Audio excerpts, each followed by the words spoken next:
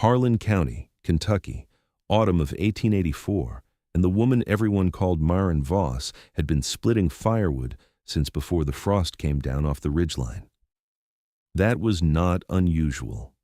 Every homesteader in the Coldwater Creek settlement split firewood in autumn, stacking it against the cabin wall or piling it beneath a lean-to shelter at the side of the house, the same way their fathers had done it and their fathers before them. What was unusual was what Maren Voss did with hers once it was split. She did not stack it outside. She carried it indoors, every piece, every cord. Split log by split log, she fed it not into the hearth, but into the walls of her cabin, pressing each piece horizontally into the gap between the interior planking and the outer log course, packing them tight and level from the floorboards to the ceiling beams, working methodically across one wall and then the next, filling the cavity that every other builder in Coldwater Creek had left as dead air and cold shadow. By the time the first hard freeze arrived in November, 3 of her 4 interior walls had disappeared behind a solid face of packed firewood. The men who passed her property on the way to the mill road slowed their horses without meaning to. They stared. They moved on. And before the week was out, the story of what Maren Voss was doing to her cabin had traveled to every household in the settlement, carrying with it the particular tone that attaches itself to things that seem not merely eccentric but wasteful. A tone that in small communities functions as a kind of verdict delivered before the evidence is in. The winter of 1884 into 1885 would become one of the most severe in Harlan County's recorded history.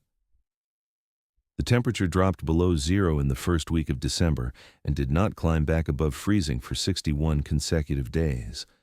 3 families in the Coldwater Creek settlement abandoned their homesteads before the new year. 2 men suffered frostbite severe enough to cost them fingers. A child in the Alderman household, 2 miles east of Maren Voss's property, spent 4 days with a fever born of cold that the family's hearth could not counter, the wood supply running thin by the 3rd week of January. The logs they had stacked so carefully in October consumed faster than any of them had calculated. By February, the Alderman woodpile was gone. By mid-February, so were the woodpiles of 6 other families in the settlement. The trading post at Coldwater Crossing ran out of split timber by the 18th of the month. Men drove wagons into the forest in temperatures that cracked axe handles and froze wheel grease solid, cutting green wood that burned poorly and threw off more smoke than heat. They did what men in that situation do. They endured, they rationed, they burned furniture when the logs ran out. And on the other side of the ridge, in a cabin whose walls were packed solid with 3 cords of split hardwood, Maren Voss fed her fire twice a day and was never once cold. She had come to Harlan County in 1879 from the Upper Valley settlements of Western Virginia, the daughter of a builder named Eustace Voss, who had spent 30 years constructing homes in climates that did not forgive mistakes in insulation. Eustace Voss had not been a formally educated man. He could read barely and kept no written records of his methods, but he had arrived at certain conclusions through decades of observation that placed him well ahead of the conventional building wisdom of his era. He understood in practical terms, if not theoretical ones, that a wall's ability to resist cold was not simply a matter of its thickness, but of what it contained and how that material responded to temperature change over time. He had built cabins with walls packed with sawdust, with dried moss, with river clay, with bundled cattail, each material an experiment in what he called holding the warmth, a phrase that captured the principle without naming it. When Maren was 12 years old, he had packed the walls of a hunting shelter with split kindling, not as insulation in the conventional sense, but because he had noticed that a wall of tightly stacked dry wood held the heat of a room long after the fire had died, releasing it slowly back into the space the way a hearthstone releases warmth after the coals go cold. He called it a wood wall. Maren called it the reason she never woke cold in that shelter. She was 31 years old when she built her Harlan County cabin, and the first thing she did after raising the walls was measure the cavity between the inner planking and the outer log course. It was 9 inches deep on 3 sides and ran the full height of the interior. She calculated she could fit approximately 3 cords of split hardwood inside those 3 walls. She ordered 4 cords cut, split, and delivered before the leaves turned. The man who delivered the wood was a builder and timber merchant named George Lyle, 54 years old, known throughout the settlement as a man whose opinion on construction matters carried the weight of long experience and was offered freely, regardless of whether it had been requested. He watched Maren Voss stack the first armload of split logs into the wall cavity and set down his receipt book without signing it. He told her, plainly and without malice, that she was making a serious mistake. Wood packed into a wall cavity would trap moisture, he said. It would rot. It would harbor insects. It would compromise the structural integrity of the interior planking. He had been building cabins in Harlan County for 27 years, and in that time, he had seen men try variations on this kind of wall filling and had watched every one of them tear the planking out again by spring, the wood inside black with damp and crawling with carpenter beetles. He spoke at length. He used specific examples. He named the families involved. When he finished, Maren Voss took the receipt book from his hand, signed it, handed it back, and said, "The wood I'm putting in is kiln-dried, and it's going in dry. It will stay dry." She did not elaborate. George Lyle retrieved his book, looked at her for a moment, and left. The settlement's response to what Maren Voss was building arrived in stages, the way community opinion always does. First as individual curiosity, then as shared amusement, then as something closer to consensus. The men at the Mill Road discussed it the way men discuss things that confirm a view they already hold about the limits of what a woman building alone can reasonably be expected to understand. The women at the Coldwater Creek General Store were more precise in their objections. The fire risk, they said, of packing a wall solid with dry timber adjacent to a heated cabin seemed obvious and alarming. A woman named Dorothea Crane, whose husband served as the county's part-time fire warden, told 3 separate people in the same week that Maren Voss was building a fire trap, that the whole structure would go up the first time an ember jumped the hearth, that it was the kind of idea that seemed clever until the moment it killed someone. The phrase fire trap attached itself to the Voss cabin quickly, the way such phrases do, and within a fortnight children were using it without knowing where it had come from, the way children absorb the verdicts of adults and reproduce them without the original context. Maren Voss heard it and said nothing. She finished packing the 3rd wall in the 2nd week of October and spent the remaining dry days of autumn sealing the interior planking with a mixture of clay and rendered tallow that she pressed into every joint and gap until the wall faces were smooth and tight and the packed wood behind them completely enclosed. She then turned her attention to the firewood she had reserved for the hearth, 1 cord, split fine, stacked beside the door, and waited for winter. What did not travel with the story, what never does in its early stages, was the precision of her method. She selected pieces not only for size, but for how they met one another when pressed side by side, rejecting anything warped or irregular that would create gaps. She rotated logs so that the split faces aligned, minimizing air pockets. Where small voids appeared, she filled them with shaved fragments and chips, tamping them in with the heel of her hand until the surface lay flat.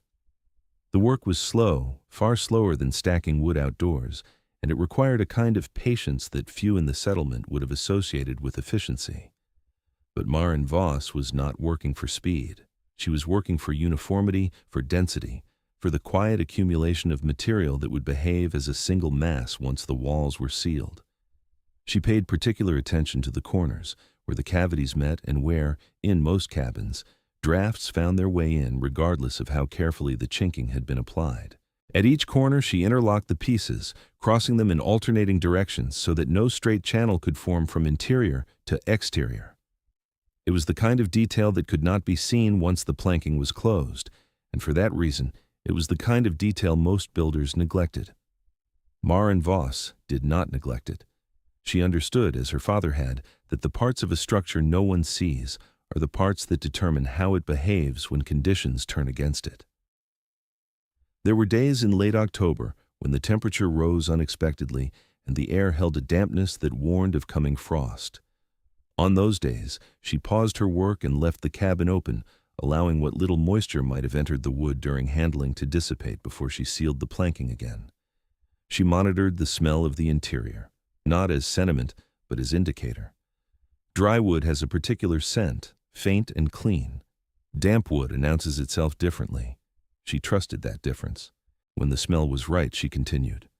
When it was not, she waited. Neighbors who stopped by in those weeks, fewer than had stopped earlier, the novelty already wearing into dismissal, often saw only the surface of what she was doing. They saw wood going into walls. They did not see the care with which it was selected, placed, and enclosed. They did not see the small adjustments, the repeated corrections, the refusal to accept a gap simply because it would be hidden later. And because they did not see these things, they assumed they were not there.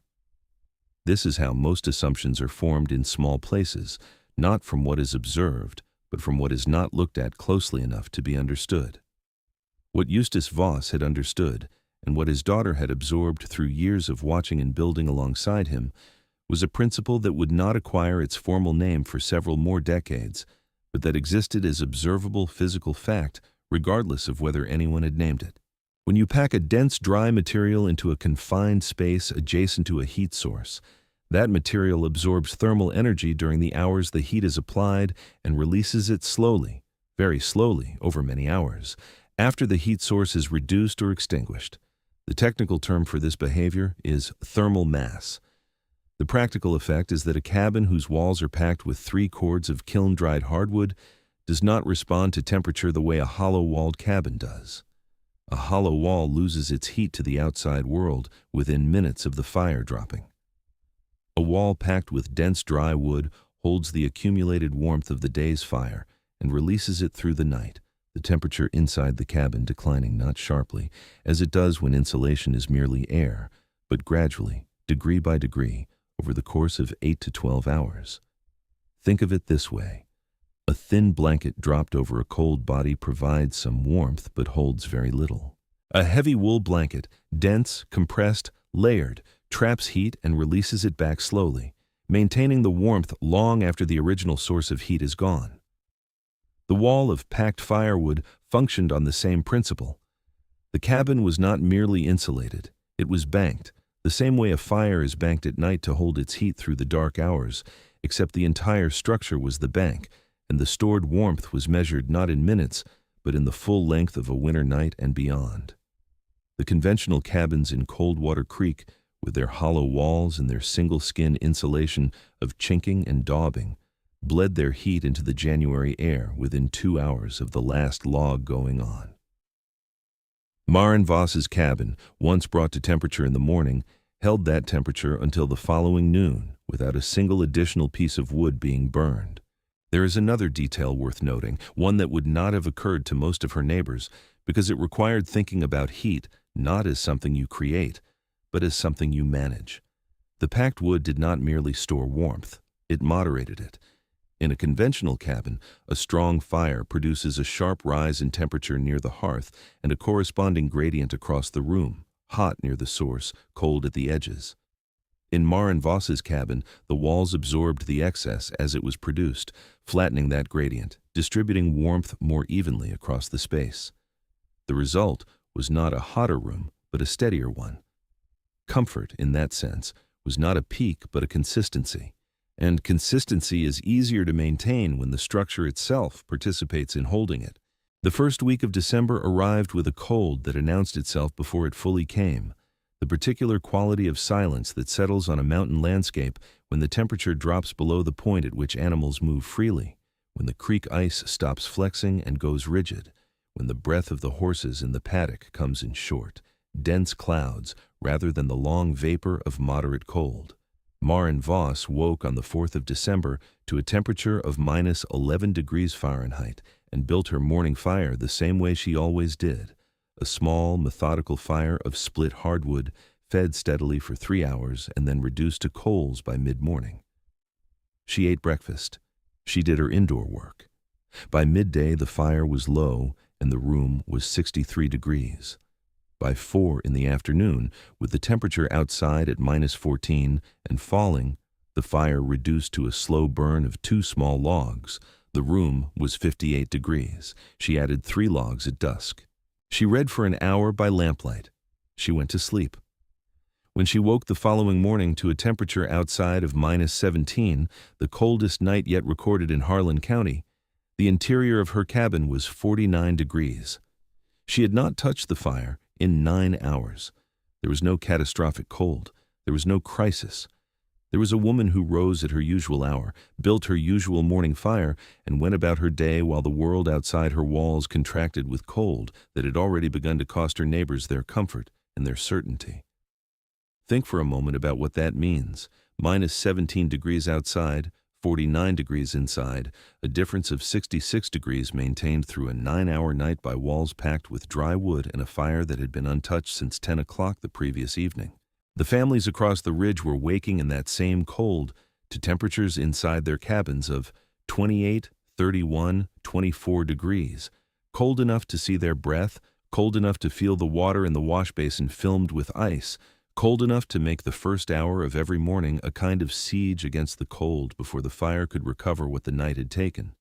They were burning through their wood piles at a rate no one had anticipated, because the cold was deeper than any autumn calculation had accounted for, and because hollow walls do not hold what you put into them. Maren Voss was burning through her hearthwood at a rate she had calculated precisely. 1 cord across the full winter, conservatively, perhaps 1 cord and 1/4 if the cold held past March. She had 1 cord reserved beside the door. She was not running short. She was not even close. The question she had asked herself in September, how much wood do I actually need to burn versus how much cold the walls themselves can hold, had been answered in the most direct terms available. If you are interested in how she arrived at that question in the first place, stay with this. The answer is worth understanding. By the 3rd week of January, when the wood piles at 6 properties in the settlement had been reduced to their final cords, and the men were making increasingly desperate calculations about what remained of the winter, word began to circulate about the Voss cabin in a different tone than the one that had accompanied George Lyle's delivery in October. A man named Thomas Albright, who ran the trading post at Coldwater Crossing and who had sold Maren Voss the clay for her wall ceiling in September, mentioned to 3 customers in the same afternoon that she had come in for lamp oil that week but had not purchased a single additional cord of wood. He said it as an observation, not a verdict. The customers heard it differently than it was offered. They went home and mentioned it to their wives, who mentioned it at the general store the following morning. By the end of the week, the Voss cabin had acquired a second name in the settlement, not the fire trap, which had been the first, but something quieter and without mockery in it. People began calling it the Warm House, not her house, not the Voss place, the Warm House, as if warmth were a property the structure itself possessed, independent of the person who had built it. George Lyle came on a Tuesday in the 1st week of February.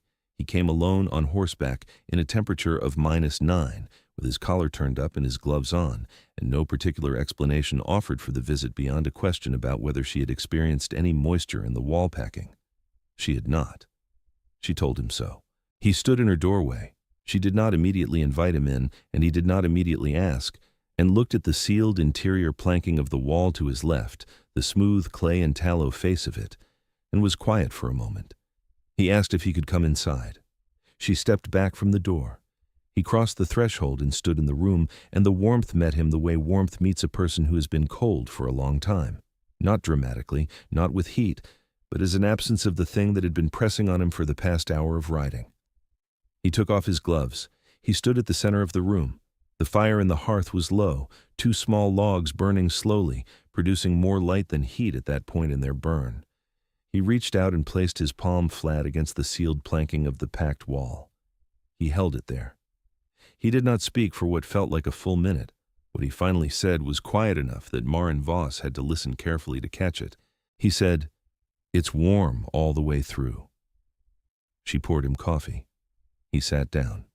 He did not leave for 2 hours. By the time the thaw came in the 2nd week of March, 8 families in the Coldwater Creek settlement had spoken directly with Maren Voss about the method. 3 of them began the process of modifying their existing cabins before the ground was fully soft, pulling sections of interior planking away from the outer log walls, examining the cavities, calculating how many cords of split wood they would need to fill them. George Lyle assisted with 2 of these projects, working alongside the homesteaders with a directness and lack of ceremony that those who knew him recognized as his particular form of acknowledgement. He never said publicly that he had been wrong. He did not need to. The work itself said everything that needed saying.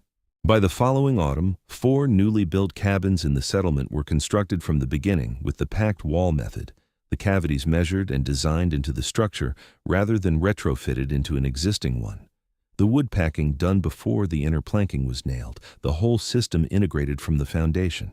These cabins performed better than the retrofitted versions. Their builders knew this because they compared notes, because the method was now being discussed with the same seriousness and specificity that any proven technique attracts once the community has seen it work. What had been called a fire trap the previous October was being called sound building by the following November. The word that changes is the only evidence you need that something real has occurred. Maren Voss lived in that cabin until 1903. The walls were inspected twice in those 19 years.